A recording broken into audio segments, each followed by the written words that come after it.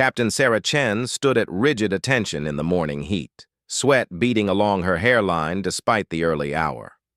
The proving grounds of Fort Braxton stretched endlessly before them, a canvas of dusty earth and distant targets that would determine her future in the Army's most elite sniper program. Behind her, she could hear the whispered conversations of her male counterparts, their voices carrying just enough volume for her to catch fragments of doubt and dismissal. "She's too small," someone muttered. "Can't handle the recoil of a 50 cal for extended periods." "Heard she got here through some diversity program," another voice added with barely concealed contempt. Sarah kept her eyes fixed straight ahead, her jaw set in the same determined line that had carried her through 3 tours in Afghanistan and 2 in Iraq. At 5'4" and 130 pounds, she certainly didn't look like the typical candidate for the Army's Special Operations Sniper School. But appearances, as she had learned through years of combat experience, could be devastatingly deceptive. General Marcus Webb emerged from the command tent, his silver hair gleaming in the desert sun and his chest decorated with enough ribbons to tell the story of 30 years of military excellence. Webb was old school, a veteran of conflicts that predated modern military integration policies. His reputation preceded him wherever he went, and that reputation included a well-documented skepticism about women in combat roles, particularly in specialized positions that required what he termed exceptional physical and mental fortitude. The general's eyes swept across the assembled candidates with the practiced gaze of a man who had selected warriors for the most dangerous missions the country had to offer. When his attention fell on Sarah, she felt the weight of his evaluation like a physical pressure. She had heard the stories about Webb's selection process, how he could spot weakness or unsuitability in a candidate within minutes of observation. "Ladies and gentlemen," General Webb's voice carried easily across the assembled group, each word precisely articulated with the authority of absolute command. "You are here because someone in the chain of command believes you have the potential to become part of our most elite sniper program. I am here because I have serious doubts about that assessment, particularly regarding some of you." Sarah felt the subtle shift in attention toward her, though she maintained her forward gaze with unwavering discipline. She had faced this kind of scrutiny before, in briefing rooms and forward operating bases where her presence was questioned before her capabilities were tested. Each time she had let her performance speak louder than any words could. "The standards for this program are not flexible," Webb continued, his tone carrying the weight of absolute conviction. "They cannot be lowered or modified to accommodate anyone, regardless of their background or the political pressures that may have influenced their selection. Excellence is binary in this business. You either possess it or you do not. There is no middle ground when lives depend on your skills." Colonel James Harrison, the program's director, stepped forward with a clipboard in his hand. Harrison was a different breed than Webb, more progressive in his views but equally committed to maintaining standards. The tension between the two men's philosophies had been evident in their heated discussion the previous evening, when Harrison had defended Sarah's inclusion in the program despite Webb's vocal objections. "Today's evaluation will consist of multiple stages," Harrison announced, his voice steady and professional. "Marksmanship at various distances, psychological assessment, physical endurance testing, and tactical scenario simulation. Each candidate must demonstrate not only technical proficiency, but also the mental resilience required for operations where failure is not an option." Webb stepped closer to the group, his eyes once again finding Sarah among the candidates. "I want to be particularly clear about something," he said, his voice dropping to a more conversational tone that somehow felt more threatening than his previous formal address. "This program has never graduated a female candidate, not because we discriminate, but because the demands of the position have proven beyond the capabilities of every woman who has attempted the selection process." The silence that followed was heavy with implication. Sarah felt the eyes of every person present weighing on her, measuring her reaction to what was clearly a direct challenge. She had faced similar statements throughout her career, from drill instructors who predicted she would wash out of basic training to commanding officers who questioned her deployment to forward combat positions. In fact, Webb continued, his tone taking on an almost casual quality that made his words even more pointed, I am so confident in my assessment of the likely outcome that I am willing to make a professional wager. If Captain Chen can successfully complete today's marksmanship evaluation with a score that meets our minimum standards, I will personally recommend her immediate advancement to the next phase of training. The offer hung in the air like a challenge thrown down at a medieval tournament. Sarah felt her heart rate increase slightly. Not from nervousness, but from the familiar surge of competitive fire that had driven her through every challenge she had faced in her military career.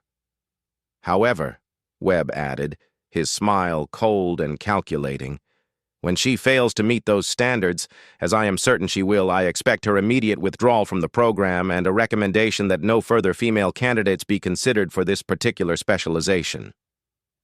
Colonel Harrison stepped forward, clearly uncomfortable with the direction of the conversation. Sir, with respect, that kind of wager seems inappropriate for a formal evaluation process. Webb's eyes never left Sarah's face. The captain is a seasoned combat veteran, Colonel. I'm sure she appreciates straight talk and honest assessments. Don't you, Captain? For the first time since the conversation began, Sarah allowed herself to speak. Yes, sir, she replied, her voice clear and steady despite the weight of the moment. I appreciate honesty in all forms. Excellent, Webb said, his smile widening slightly. Then we understand each other perfectly. The other candidates shifted uncomfortably, suddenly aware that they were witnessing something far more significant than a routine evaluation. This had become a test case that would extend far beyond one person's military career. The outcome would influence policy decisions and career paths for countless women who might follow. Master Sergeant Rick Torres, the senior instructor for the program, approached with the day's equipment roster. Torres was a legend in sniper circles, credited with confirmed kills at distances that pushed the boundaries of what was considered possible with standard military equipment. His opinion carried enormous weight in determining who possessed the rare combination of skills necessary for success in the program. Ma'am, Torres said to Sarah, his tone respectful but neutral. We'll be starting with the long-range precision test. Distance markers at 400, 600, 800, and 1,000 meters. 5 shots at each distance, 3 different weapon systems. Standard scoring applies, but the general has specified that minimum acceptable performance for today's evaluation will be 90% accuracy across all distances. Sarah felt a slight chill at the announcement. 90% accuracy across 4 distances with 3 different weapons represented a standard that exceeded normal qualification requirements. It was a score that many experienced snipers would find challenging on their best day with perfect conditions and familiar equipment. The weather forecast shows increasing wind conditions throughout the morning, Torres continued, consulting his notes. Current sustained winds at 8 miles per hour from the southwest, with gusts expected to reach 15 miles per hour by mid-morning. Temperature is rising steadily, which will create thermal effects that will impact bullet trajectory at longer distances. The conditions Torres described would challenge even the most experienced marksmen. Wind calculation and thermal compensation were advanced skills that required years of experience to master. Combined with the pressure of the general's wager and the scrutiny of the assembled observers, the test had become a nearly impossible challenge. Webb checked his watch with obvious satisfaction. I believe we should begin immediately, he announced. The day is not getting any younger, and I have other commitments that require my attention once this matter is resolved.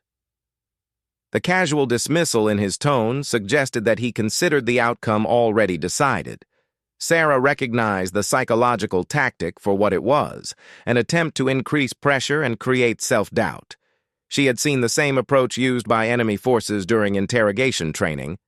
where the goal was to establish mental dominance before any actual testing began. As the group moved toward the firing line, Sarah caught fragments of conversation from the other candidates. Some expressed sympathy for her situation, while others seemed relieved that the focus had shifted away from their own performance. The politics of the moment had transformed what should have been a professional evaluation into a spectacle that no one could ignore.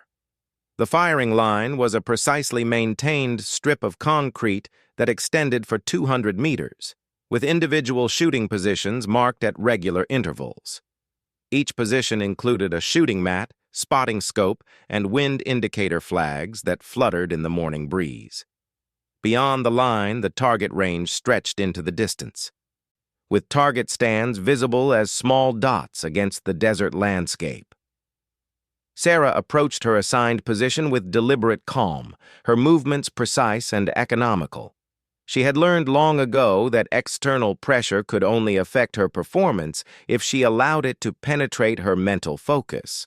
The key was to treat this test like every other challenge she had faced, with methodical preparation and absolute commitment to the fundamentals of marksmanship. The first weapon system was a standard M24 rifle, the military's primary sniper platform for over 2 decades. Sarah was intimately familiar with the weapon, having used variations of it throughout her combat deployments. The rifle felt comfortable in her hands as she performed the standard safety and function checks that were second nature after years of training. "Spotters will call wind and atmospheric conditions," Torres announced to the assembled group. "Shooters are responsible for all calculations and adjustments. No coaching or assistance will be provided during the live fire portion of the evaluation." The restriction on outside assistance was standard for sniper evaluations, but it took on additional significance given the circumstances. Sarah would be entirely dependent on her own skills and experience, with no safety net if she misread conditions or made calculation errors. General Webb positioned himself directly behind her shooting position, close enough that she could sense his presence, but not so close as to constitute interference. The proximity was clearly intentional, another psychological pressure designed to test her ability to perform under direct observation by hostile authority. "Ready on the firing line," Torres called out, his voice carrying the formal tone of range operations. "First string will be at 400 meters. 5 rounds for record. Commence firing when ready." Sarah settled into her shooting position, feeling the familiar comfort of the rifle against her shoulder and the precise alignment of the scope with her dominant eye. The 400-meter target appeared clearly in her scope, a standard military silhouette with scoring rings that would determine her success or failure. The wind flags indicated a steady 8-mile-per-hour crosswind from the left, conditions that required a specific compensation in her point of aim. She had made similar calculations thousands of times in training and combat, but never with so much riding on the outcome. As she prepared to fire her first shot, Sarah was aware of the absolute silence that had fallen over the range. Every person present understood the significance of what was happening, and the weight of their attention settled over her position like a heavy blanket. The crosshairs settled on her calculated point of aim, just left of the target center to compensate for wind drift. Her breathing slowed to the steady rhythm that preceded every precision shot, and her finger found the familiar pressure point of the trigger. The future of her career, and possibly the careers of every woman who might follow her path, hung in the balance of the next few minutes. General Webb's wager had transformed a routine evaluation into a moment that would be remembered and discussed for years to come. Sarah had spent her entire military career proving that determination and skill could overcome prejudice and doubt. Today would be the ultimate test of that philosophy, with stakes higher than any she had faced before. The desert wind shifted slightly, requiring a minute adjustment to her point of aim, and she prepared to fire the shot that would begin to answer all questions about her capabilities. The first shot broke the morning silence with a sharp crack that echoed across the desert range. Sarah felt the rifle's recoil against her shoulder, a familiar sensation that told her immediately that the shot had been clean and properly executed. Through her scope, she watched the target at 400 meters and waited for the spotter's call that would confirm her hit. "Hit! Center ring!" called Sergeant Martinez from the spotting position. "Score of 9! A murmur rippled through the assembled observers. A 9 on the first shot under these conditions was impressive, but Sarah knew that impressive wouldn't be enough. She needed perfection, or as close to it as humanly possible, to meet General Webb's 90% standard across all distances and weapon systems. "Wind picking up slightly," Martinez continued, his voice professional and steady. "Reading 10 miles per hour from the southwest now, gusting to 12. Sarah made a mental note of the changing conditions as she prepared for her second shot. Wind calculations weren't just about the current readings. They required an understanding of how atmospheric conditions would affect the bullet during its entire flight path. A gust that occurred after the trigger pull but before impact could push a perfect shot off target. Her second shot felt identical to the first, the rifle tracking smoothly through the recoil and settling back on target. The bullet's impact was visible through her scope as a small puff of dust near the target center. "Hit center ring!" Martinez called out. "Another 9! Behind her, Sarah could hear General Webb shift his position slightly. She couldn't see his expression, but his body language suggested increasing attention rather than the dismissive confidence he had displayed earlier. 2 perfect shots were more than he had expected, but still well within the range of what could be attributed to luck rather than skill. The third shot required a slight adjustment for the increasing wind speed. Sarah calculated a half-minute of angle correction to her left and squeezed the trigger with the same steady pressure she had used for thousands of practice shots. The rifle fired, the bullet flew true, and the target showed another center hit. "Hit center ring," Martinez announced. "Score of 10 this time." The crowd's murmur was more pronounced now. 3 shots, 3 hits, with scores that would be respectable for an experienced sniper under ideal conditions. But these weren't ideal conditions, and Sarah wasn't just any sniper. She was a woman fighting for her place in a program that had never accepted her gender as capable of the highest levels of military marksmanship. Her fourth shot encountered a sudden gust of wind just as she squeezed the trigger. She felt the rifle move slightly in her grip and knew immediately that the shot might be affected. Through her scope, she watched as the bullet struck slightly right of center. "Hit, second ring," Martinez called out. "Score of 8. The lower score sent a ripple of tension through the watching crowd. Sarah felt General Webb's attention intensify behind her, and she could sense his satisfaction at the first sign that her performance might not be as perfect as her initial shots had suggested. An 8 was still a good score, but it was exactly the kind of result that fed into expectations about women's ability to perform under pressure. Sarah forced herself to ignore the external pressure and focus on the fundamentals of her craft. One slightly off shot didn't represent failure. It represented a learning opportunity and a chance to demonstrate the kind of mental resilience that separated good snipers from exceptional ones. Her 5th shot at 400 meters was a deliberate statement. She took extra time to read the wind conditions, calculating not just the current speed, but the pattern of gusts that had been developing over the previous few minutes. When she fired, the shot was perfectly centered, earning another 10-point score that brought her total to 46 out of 50 possible points. 92% at 400 meters, Torres announced, checking his scorecard. Moving to 600 meters for the second string. The increased distance would bring new challenges.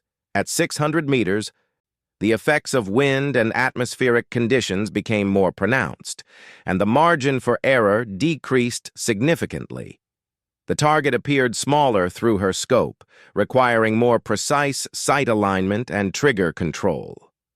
General Webb moved to a new observation position that gave him a clear view of both Sarah and the distant target. His expression had shifted from dismissive confidence to serious attention. 3 good shots out of 5 might be luck, but maintaining that level of accuracy across multiple distances would require genuine skill. The wind had continued to increase as Torres had predicted, now showing sustained speeds of 12 miles per hour with gusts reaching 15. The wind direction had also shifted slightly more to the west, requiring new calculations for each shot. Sarah took her time studying the conditions, watching the movement of grass and the flutter of the range flags to develop a complete picture of the atmospheric environment. Her first shot at 600 meters flew true despite the challenging conditions, striking the target just left of center for a 9-point score. The hit confirmed that her wind calculations were accurate and gave her confidence for the remaining shots at this distance. "She's reading the wind better than most of the men I've seen come through here," Sarah heard one of the other candidates whisper to his companion. "Probably just getting lucky," came the skeptical reply. "Wait until we get to the longer distances. That's where the real skill shows." Sarah blocked out the commentary and focused on her second shot. The wind had shifted again, requiring a slight adjustment to her point of aim. She fired, felt the good recoil, and watched as the bullet impacted dead center for a perfect 10. The pattern continued through her remaining shots at 600 meters. Each shot required careful reading of the conditions, precise calculation of corrections, and flawless execution of the fundamentals. When the string was complete, she had scored 47 out of 50 points, a 94% accuracy rate that exceeded even her own expectations. 94% at 600 meters, Torres announced, his tone showing the first hint of impressed surprise. Moving to 800 meters. The 800-meter distance represented a significant escalation in difficulty. At this range, small errors in calculation or execution became magnified, and the target appeared as little more than a dot through the rifle scope. The atmospheric conditions that had been manageable at shorter distances now became critical factors that could determine success or failure. Master Sergeant Torres approached Sarah's position with a different rifle, the M110 semi-automatic sniper system that represented a newer generation of military precision weapons. The weapon was familiar to Sarah, but each rifle had its own characteristics and required careful zeroing to ensure accurate performance. "You'll have 5 minutes to familiarize yourself with this weapon and adjust your zero if necessary," Torres explained. "After that, we proceed directly to the 800-meter evaluation." Sarah accepted the rifle and immediately began the process of checking its condition and characteristics.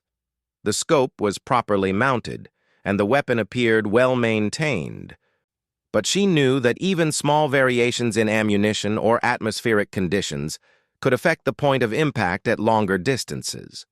She fired 3 zeroing shots at a nearby target, making small adjustments to the scope settings based on the impacts. The rifle was shooting slightly high and left compared to her expectations, requiring minor corrections that she made quickly and efficiently.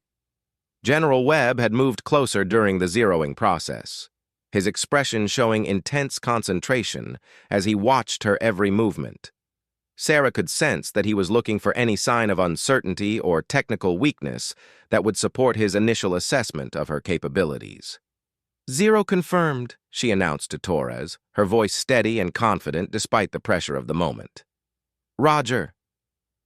Proceed when ready for the 800-meter string." At this distance, the target was barely visible as a small shape against the desert backdrop. Sarah's scope was set to maximum magnification, but even then, the target required careful attention to distinguish its exact outline and center point. The wind had become even more challenging, with swirling patterns that made consistent calculations nearly impossible. Her first shot felt perfect as it left the rifle, but Sarah knew that feeling meant little at these distances. The bullet's flight time to the target was long enough for wind conditions to change multiple times, and even perfect shots could be affected by factors beyond the shooter's control. "Hit! Second ring!" Martinez called out. "Score of 8!" The lower score wasn't unexpected at this distance, but Sarah knew she couldn't afford many more 8-point hits if she wanted to maintain the 90% average that General Webb had demanded. She studied the wind indicators more carefully, looking for patterns that might help her predict the conditions during each bullet's flight. Her second shot incorporated lessons learned from the first, with adjustments for both wind speed and the slight vertical error that had affected her initial impact. The shot felt good, and she was rewarded with a 9-point hit that confirmed her corrections were accurate. The third shot was her best of the string, a perfectly centered 10 that drew surprised murmurs from the watching crowd. At 800 meters with these wind conditions, a center hit represented shooting of the highest caliber, the kind of marksmanship that few people could achieve consistently. "That's a hell of a shot," Sarah heard someone say behind her, the voice carrying genuine admiration. Her fourth shot encountered a sudden wind shift that pushed it slightly right, resulting in another 8-point score. Sarah felt a moment of frustration, not because the shot was poor, but because she had correctly read the conditions only to have them change at the worst possible moment. The fifth and final shot at 800 meters would be critical for her overall score. She needed at least a 9 to maintain her average, and preferably a 10 to give herself some cushion for the even more challenging 1,000-meter shots that would follow. Sarah took extra time preparing for the shot, studying every available indicator of wind conditions and atmospheric effects. She noticed that the wind patterns had developed a slight rhythm, with stronger gusts occurring at roughly 30-second intervals. If she could time her shot to coincide with a lull in the wind, she might be able to achieve the accuracy she needed. She waited, watching the wind flags and feeling the air movement against her face.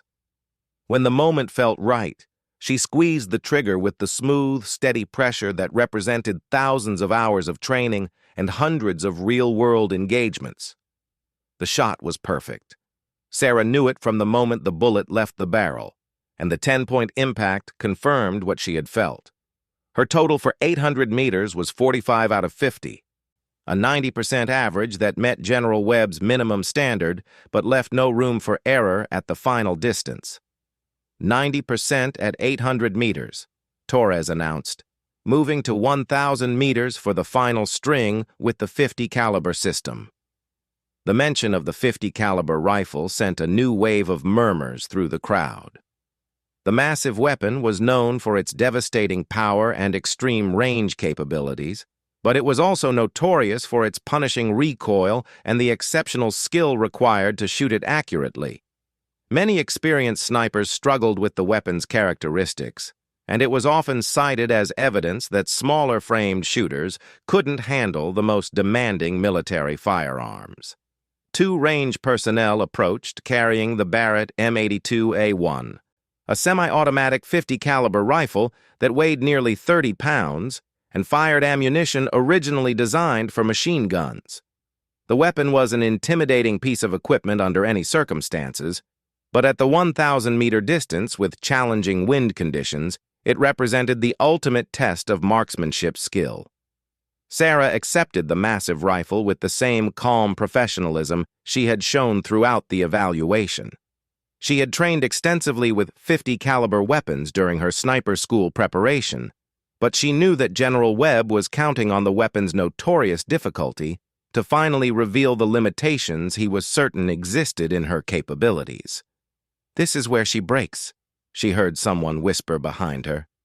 "Nobody her size can handle that recoil for 5 consecutive shots and maintain accuracy." The comment was intended to be quiet, but in the tense silence of the range, it carried clearly to Sarah's position. She felt a flash of anger at the assumption, but she channeled that emotion into determination rather than allowing it to distract her from the task at hand. The 50 caliber ammunition created a thunderous roar when fired, and the recoil was indeed powerful enough to knock an unprepared shooter off target. But Sarah had learned techniques for managing the weapon's characteristics, using proper body positioning and breathing control to absorb the impact without losing her sight picture. Her first shot at 1,000 meters felt like a controlled explosion against her shoulder. The massive bullet took nearly 2 seconds to reach the distant target, time enough for wind conditions to change multiple times during the flight. When the impact was called as an 8, Sarah wasn't disappointed.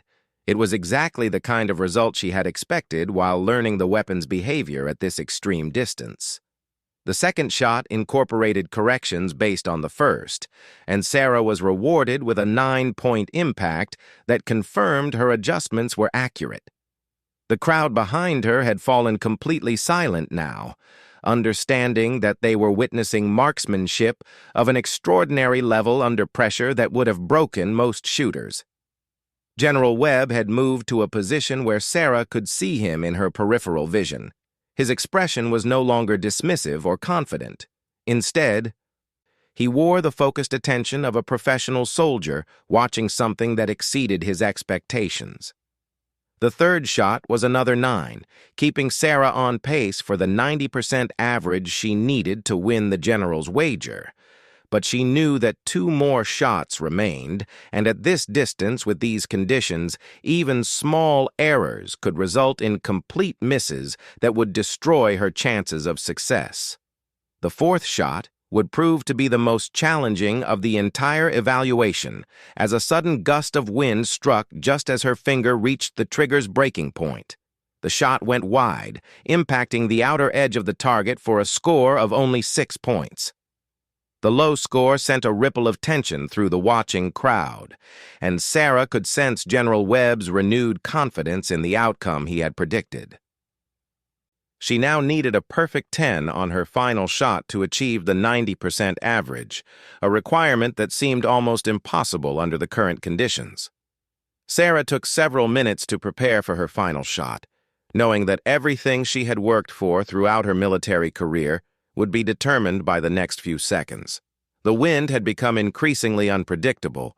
The distance pushed the limits of the weapon's effective range, and the pressure of the moment threatened to undermine the mental focus that precision shooting required.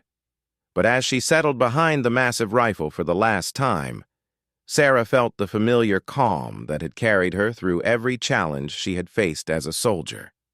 This was what she had trained for, what she had spent years preparing to achieve. The doubts and prejudices of others had never defined her capabilities, and they wouldn't define them now. The crosshairs settled on the distant target, and Sarah began the careful process of aligning all the factors that would determine success or failure. Wind speed, direction, atmospheric pressure, temperature, bullet drop, and a dozen other variables required consideration and compensation. As her finger found the trigger, the entire range fell silent except for the whisper of desert wind across the landscape. The moment before Sarah squeezed the trigger stretched like an eternity. Every person on the range held their breath, understanding that they were about to witness something that would be remembered and discussed for years to come.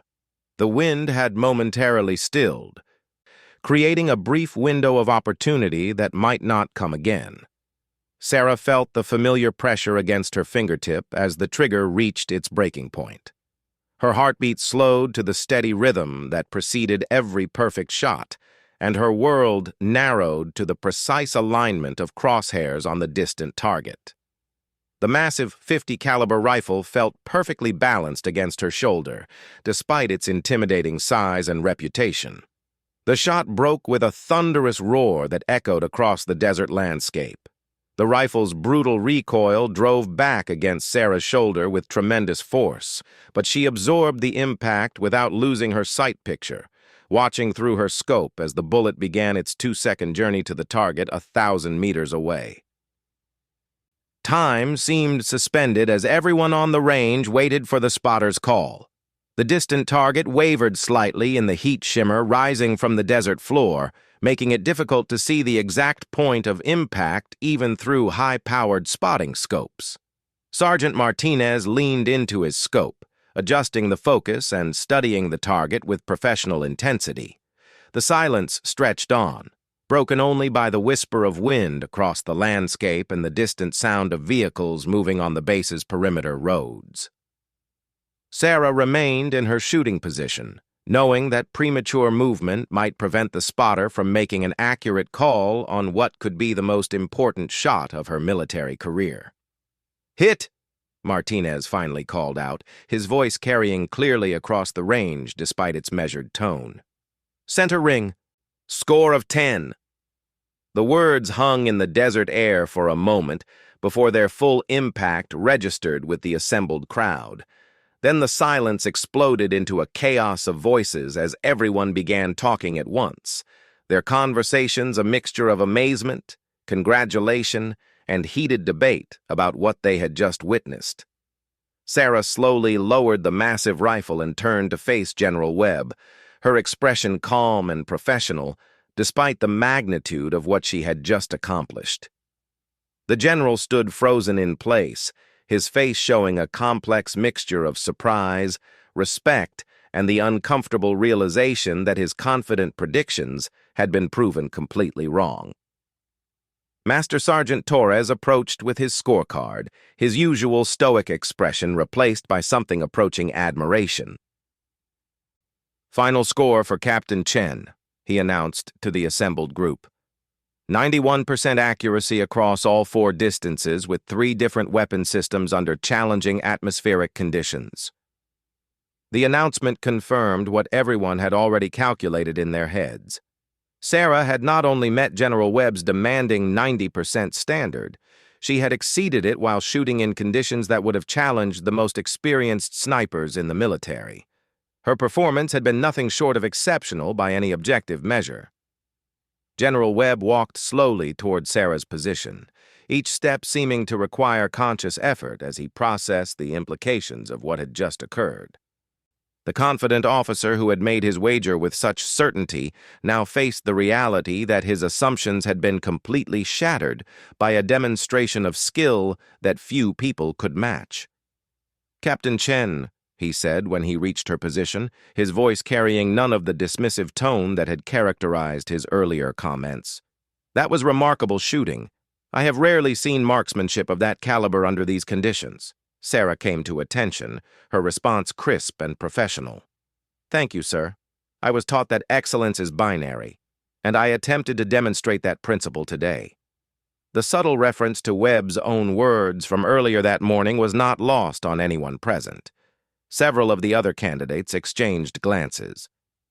Recognizing the quiet way Sarah had turned the general's philosophy back on him without showing any trace of disrespect or insubordination, Webb nodded slowly, understanding exactly what she had done and respecting the professional way she had handled her moment of triumph. "Indeed," he replied, "excellence is binary, and you have demonstrated it conclusively today." Colonel Harrison stepped forward, clearly relieved by the outcome, but also aware that the morning's events had created a situation that would require careful handling. The general's public wager had turned a routine evaluation into a precedent-setting moment that would influence military policy discussions for years to come. "Sir," Harrison addressed General Webb, "I believe this concludes today's evaluation. Captain Chen has clearly met all standards for advancement to the next phase of training." Webb looked around at the assembled group, his expression showing the mental calculation of a career officer who understood that his next words would define how this moment was remembered. He had made a public wager based on his personal convictions, and he had lost that wager in the most definitive way possible. "Colonel Harrison," Webb said in a voice that carried to every person on the range, "I want you to personally ensure that Captain Chen receives every resource and opportunity necessary for her success in this program. Furthermore, I want a comprehensive review of our selection criteria to identify any unconscious biases that might have prevented us from recognizing talent like this in the past." The announcement sent another wave of surprised murmurs through the crowd. Not only was Webb honoring his wager, but he was going beyond the minimum requirement to actively support changes in the program's approach to female candidates. It was a complete reversal of his previously stated positions, made all the more powerful by its public nature. Sarah felt a mixture of satisfaction and relief wash over her as she realized the full scope of what she had accomplished. The morning had begun with her career hanging in the balance, dependent on her ability to overcome prejudice and doubt through pure performance.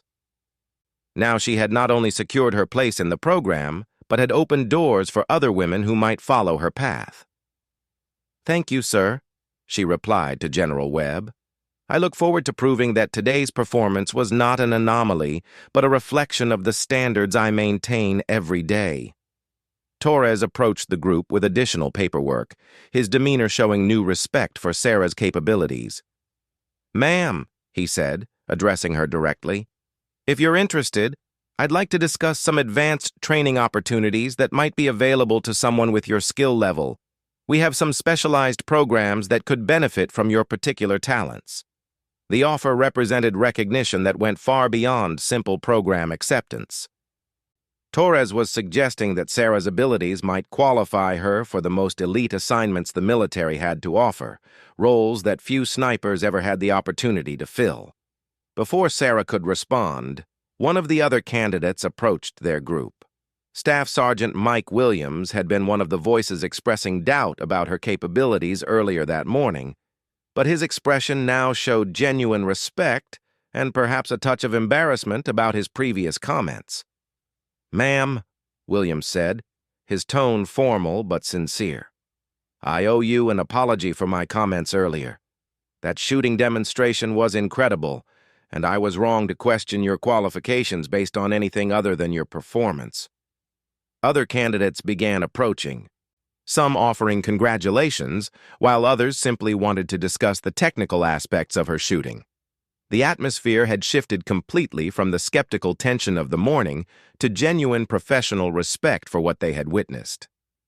General Webb remained near Sarah's position, apparently in no hurry to leave, despite his earlier comments about other commitments requiring his attention. When the immediate congratulations died down, he approached her again with a more personal tone. "Captain," he said quietly, "I want you to understand something about what happened here today. My skepticism wasn't personal, and it wasn't based on any desire to see you fail. It was based on decades of experience that had convinced me that certain physical and psychological demands were simply beyond what most people could handle." Sarah listened carefully, recognizing that the general was attempting to explain his position in a way that went beyond simple acknowledgement of being wrong. "Today you proved that my experience was incomplete," Webb continued. "You demonstrated that individual capability transcends any category or assumption I might have held. That's a lesson I should have learned long ago, and I'm grateful that you had the skill and determination to teach it to me." The conversation was interrupted by the arrival of several senior officers who had heard about the morning's events and come to observe the situation firsthand. Word of the general's wager and its dramatic conclusion had spread quickly through the base's communication networks, drawing attention from military personnel at all levels. Colonel Patricia Rodriguez, the base commander, arrived with several members of her staff and immediately sought out Sarah for a personal conversation. Rodriguez had a reputation as a strong advocate for women in combat roles, and her presence at the range carried significant political implications for the future of the program.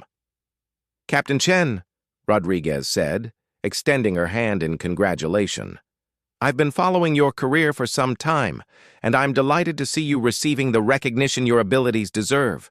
This kind of performance reflects well on all women serving in combat specializations." The praise was gratifying, but Sarah was aware that it also brought new pressures and expectations. Her success would inevitably be seen as representative of all women's potential in similar roles, creating a burden of representation that her male counterparts never had to carry. "Thank you, ma'am," Sarah replied. "I hope that today's results will be evaluated on their own merits rather than as a statement about any larger group." Rodriguez smiled at the diplomatic response. "Spoken like a true professional," she said. "But you should understand that whether you intended it or not, your performance today has advanced the conversation about women in special operations roles by several years. That's a responsibility that comes with exceptional ability." As the morning progressed, Sarah found herself at the center of numerous conversations about program policies, training methodologies, and selection criteria. Military personnel from various specializations wanted to understand the technical aspects of her shooting, while others were more interested in the broader implications for military culture and traditions. Master Sergeant Torres eventually approached to discuss the immediate next steps in her training progression. "Ma'am," he said, "we'd like to accelerate your advancement through the program if you're willing.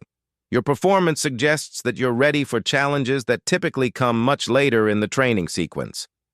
The offer was both an honor and a potential complication. Accelerated progression would allow her to prove her capabilities more quickly, but it would also increase the visibility and pressure associated with her participation in the program. "I appreciate the confidence," Sarah replied after considering the implications. "But I'd prefer to advance at the standard pace unless there are operational requirements that justify acceleration. I want to ensure that my success is based on meeting the same standards as every other candidate." Torres nodded approvingly at her response. "That's exactly the kind of judgment we look for in this program," he said. "Confidence balanced with professional humility." General Webb, who had remained nearby during these various conversations, approached Sarah one final time before departing. His expression showed the thoughtful consideration of an officer who understood that the morning's events would influence his thinking about military policies for the remainder of his career. "Captain," he said, "I want to make you an offer. I have significant influence over assignment and career development decisions at the highest levels. If you successfully complete this program, I would like to personally recommend you for some of the most challenging and prestigious assignments available to military snipers."